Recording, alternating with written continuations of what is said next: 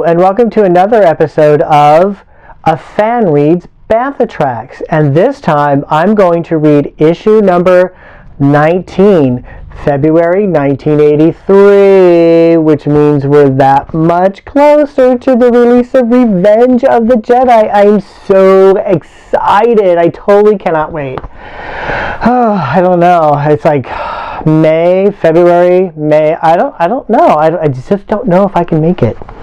Well, in this issue, it seems that we have another interview. What is up with all of the interviews? It's just interview. But this time we're going to interview Stuart Freeborn. Let's begin. After Mark Hamill leaves us to start practice on his stunt work with Peter Diamond out on stage 3, we get a chance to look around backstage on stage 8 while the crew is setting up.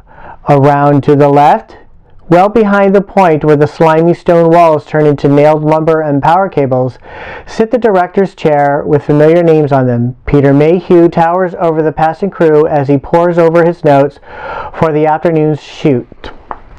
Peter smiles broadly as we introduce ourselves. He tells us how he brings Chewbacca alive for the cameras, conveying in gesture and body language what other actors deliver in their dialogue. As he relaxes with us a bit, Peter shows us the various ways he uses head positions to convey Chewie's emotions.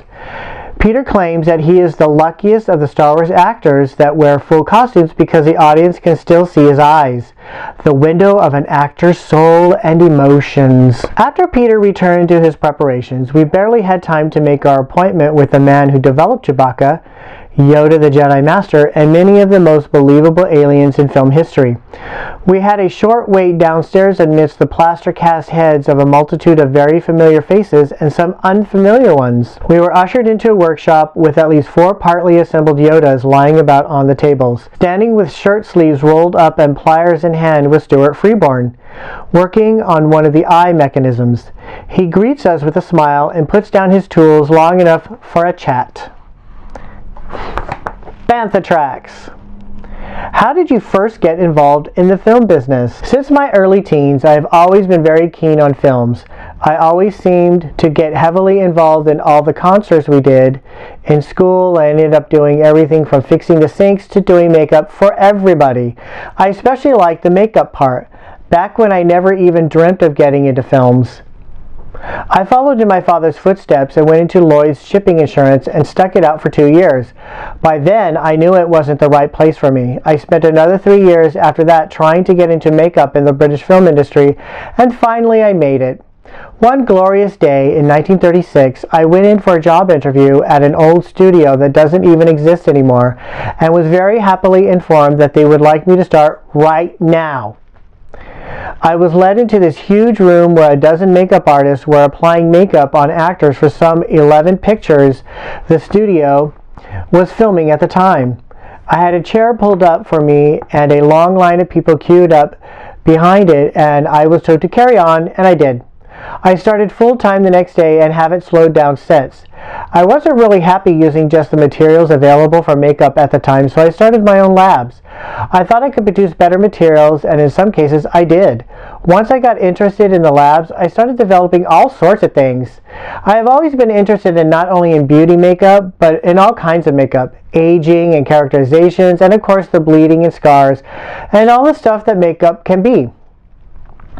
I got heavily involved in creature makeup, which is almost a separate thing from where I started.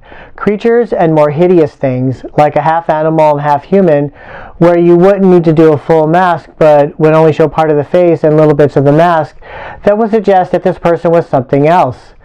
I wonder sometimes how far we can get away with actually putting makeup on people. Some of our creatures aren't even made up on people. I wonder if those creatures were truly still a part of makeup. When I did the makeup for the movie Dr. Strangelove, Stanley Kubrick, the director, Peter Sellers, and myself discussed what we could do with Peter, who was to play 4 totally different parts: the Wing Commander, the President, the Pilot, and Dr. Strangelove. I did some tests and made Peter up for all 4 parts. Some years after Dr. Strangelove premiered, I got a letter from Stanley saying that he needed makeup done for an interesting sounding new project he was working on that he called 2001, the first of the Outer Space Pictures, a movie that broke new ground. At first, audiences didn't understand it, but it certainly educated everyone and helped prepare them for Star Wars. Stanley really wanted to make 2001 something extra special. He outlined these creatures to me that would have the look of a Neanderthal man, but Neanderthals had very little fur, just longish hair on their bodies. They were almost naked. When we started shooting actors in this makeup, it proved very awkward, so Stanley decided that we would redesign the costumes and cover the actors with more fur. That would be easier for the actors and I guess easier for the censors. So I went back and redid the makeup based on an even earlier ancestor of man. We decided that the creatures should be man-apes or ape men. Stanley didn't like my first design that looked monkey-like but had a flat profile. He really wanted working mouths, so I had to go whole hog and make a full mouth with built-in mechanisms. My problem had shifted from making people look like Neanderthals to taking them back almost to the full monkey. I had to sit down and work all these changes, but I guess that's really when I started serious work on creature makeup. Eventually, I worked out systems for the monkeys. Almost all these costumes have mechanical mouths that work reasonably well. Every picture I've done since then has contained some creature very like the ape men. When George Lucas asked to see my work, I happened to have a number of these man-apes around to show him. George rather liked them and hired me for Star Wars. Designing Chewbacca was easy. I was able to use all the know-how I had developed for the 2001 Monkey Men. Oh, I changed the shapes a little bit, but I found I could still use the same appliances. I'd done all the planning on that system a long time ago. What makes Chewie seem so real is that his mouth and eyes look like a Wookiee's real mouth and eyes. Did you do any creatures in the famous Star Wars Cantina scene? Oh yes, quite a lot of it. I would have done it all, but I became ill and had to go into the hospital very quickly. I developed health problems that just wouldn't wait and I wasn't able to carry on. Fortunately, it all worked out fine in the end. I had finished work on about 2/3 of the customers of the Cantina, and they had Rick Baker do the rest as well as some of the creatures you see in the street. Is there any particular monster that you really like to do, one of your favorites? I liked Greedo. There's a strange history to him. I made a P-Man for an advertisement a few years ago with a very tight face and tiny eyes. My problem was to make the mask stretch enough that it would fit over the widest part of the head, but would still fit tightly and smoothly around the neck. It was a tricky job. George saw my P-Man and asked if perhaps I could change it around a bit. I said I couldn't really change the mask much, but I could add on to it. I added some ears and changed the nose a bit and added that little pointed mouth which is articulated by a cable mechanism inside the mouth itself. The mouth articulation on Greedo isn't like the one on Chewie, who needs to move around quickly and easily without cables sticking out of his trousers. You can only use such cables on a creature who is sitting down and not moving around too much. I had to add the mohawk of quills down the back of the head to cover the split I made to put it on. The masks were several years old by then and not quite as elastic anymore. You work with so many different materials. Oh yes, for what we do, I believe we use everything in existence. I keep in constant contact with all the big chemical companies, so I learn about everything new just as soon as it comes out. Every now and again, some new materials comes along with uniquely useful qualities. Still, I'll be working along on a project and suddenly come to the realization that there's a particular quality that I need that the existing materials just don't have. Take the very, very difficult task of imitating flesh with another material.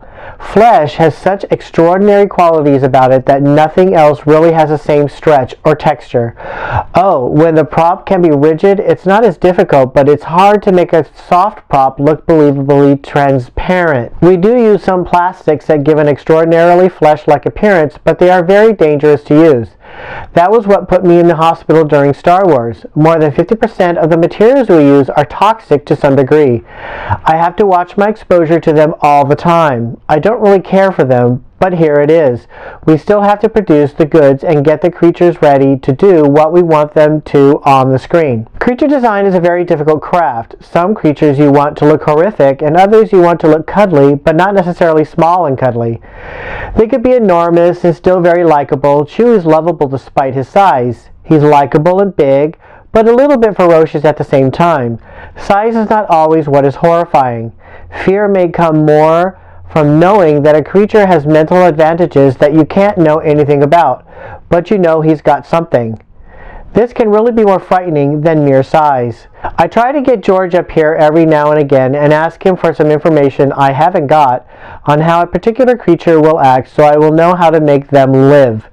He's got all these secrets locked up until Jedi premieres, but I would like to get a peek at his notebook sometimes. Is there much left to do on the creatures for Return of the Jedi? What? Return of the Jedi?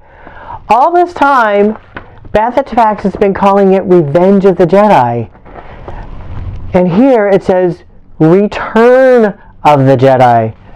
What's up with that? No announcement or anything. Well, yes. We mostly finished shooting creatures in the sets in England, but now we're going over the States to shoot them on location. We'll have to make a batch of new costumes for filming over in the state, because we'll be fitting completely different actors. We've had to make the costumes from measurements, so to avoid problems, we're making them as adjustable as we can. They have to be reasonably comfortable and fit tightly, otherwise when an actor breathes into his mask, he might faint or steam up his costume's eyes or generate other problems. We make the costume so that each actor can breathe directly out to the outside and not into his costume's eyeballs. How much of the artist is there in the looks of the creatures? Do you come up with the general appearance or do you work off of sketches from the art department? It's about 50-50. Sometimes I'll come up with things and sometimes Joe Johnston, the special effects art director for Return of the Jedi, see Bantha Tracks number 14, will send me sketches from Marin County, California, and I bring them to life. I see you're making a new Yoda for Return of the Jedi. Oh yes, we'll always have 2 Yodas on call just in case.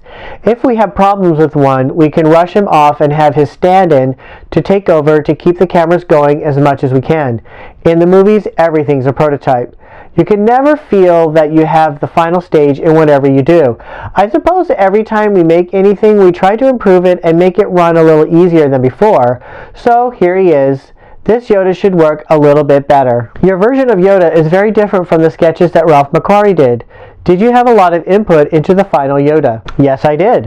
When I first saw him, I loved Yoda. I thought he was going to be the greatest creature ever. Still, the drawings varied quite a bit. Some I liked and some I wasn't too keen on.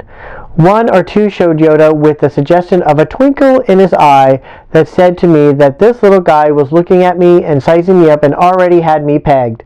I felt that I had to capture that look and make Yoda look very wise and a likable sort with a slight smile, but still sarcastic where he can twist up his mouth and just play games with you. Then switch back to the nice old fellow that he really is. Oh, he was a fun one. He really was. Is there any intentional link between you and the little Jedi Master? I admit it, I always figured that I had a sort of burlesque, comic, jovial look. Yes, I'm a little bit funny looking, but not bad. I wanted Yoda to have that funny looking quality, but at the same time, I wanted him to look very wise. I don't think I'm particularly wise looking, so I sat down to sculpt Yoda's face with a picture of Albert Einstein and a mirror and drew inspiration between the two. I'd study my reflection and Albert's face. Everyone knows this man was a genius. I put as much of him as I could into Yoda, so actually it's about half Einstein and half myself in Yoda. Funny you should notice that. My ears aren't quite as long as his, but they do stick out a bit. And you don't have any funny bumps on your head. No, I don't have those. Those bumps were interesting too. Anything can happen on another planet. On Earth, if you have scales, you don't have hair. Yoda has both. I thought I would make him a bit different as he is from outer space after all, so he has a sort of scales and also hair. Many years ago, his species came from the sea, as did man originally, and they retained some of the scales. Just because we all came from the sea and you never see an earth creature with both, I didn't see why he couldn't have both of them. I thought I'd have a bit of fun here. After all, Yoda had to be a bit different. He's absolutely the most unique, believable alien that we've ever seen. Just amazing. That's what we aim for in everything we do. We try to make every creature live as much as we can. And that's the end of the interview with Stuart Freeborn. What is this? It says, Star Wars Return of the Jedi. The official Star Wars fan club is pleased to publish for the first time anywhere these exclusive photos from Star Wars Episode 6, Return of the Jedi. And here they are, these wonderful photos from Return of the Jedi.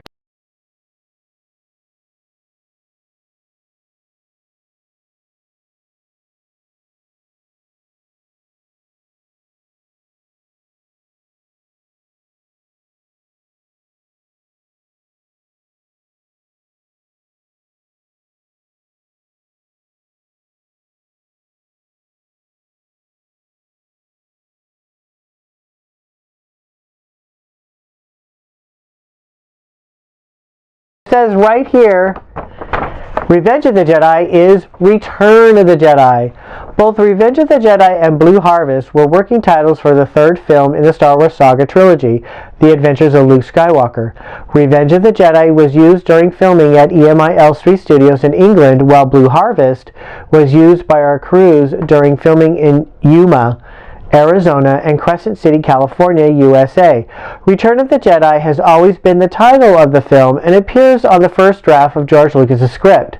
For now and evermore, we'll call it by its proper name, Return of the Jedi. Return of the Jedi will premiere on May 25th, 1983. Survey results. Audio drama or narration? In the August 1982 issue of Bantha Tracks, we asked for your opinions concerning the two story of record formats, narration and audio drama. 75% of you preferred the audio drama approach to the narration approach. Thanks for your input. More news. Read and the Force is with you. This spring, Jedi Knight aspirants will get a dose of sage advice from the Master himself. Yoda has been selected by the American Library Association for its Read poster and thus serves as spokescreature for National Library Week. The Keeper of Ancient Wisdom will tell millions of people of all ages across the United States and in several foreign countries to read, and the Force is with you. National Library Week, April 17 to the 23rd this year, marks Yoda's official debut in public libraries, schools, hospitals, colleges, and universities, corporate offices, correctional institutions, armed force bases. Anywhere there's a library, a librarian, or anyone else who wants to spread the good word about reading. Profile: Who Said That? By J. Pullins, Leavittsburg, Ohio. He created a list of quotes, 42 quotes from the movies. What I'll do, instead of reading them all, I'll show them, and then in the next Bantha Tracks, I'll have the answers.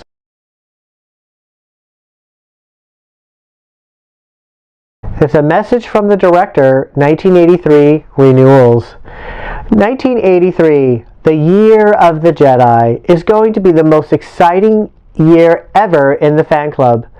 All 1983 renewing members will receive the new Return of the Jedi membership kit. This beautiful kit contains an exclusive Jedi battle scene, color poster, 6 8x10 color photos of your favorite Star Wars characters, a cast and crew Jedi logo patch, a Return of the Jedi Yoda decal, and a Jedi membership card. Woohoo! I'm totally gonna get that! Alright, well that was issue 19 of Bantha Tracks. Look out for the next episode where I read issue number 20. Until next time, may the Force be with you.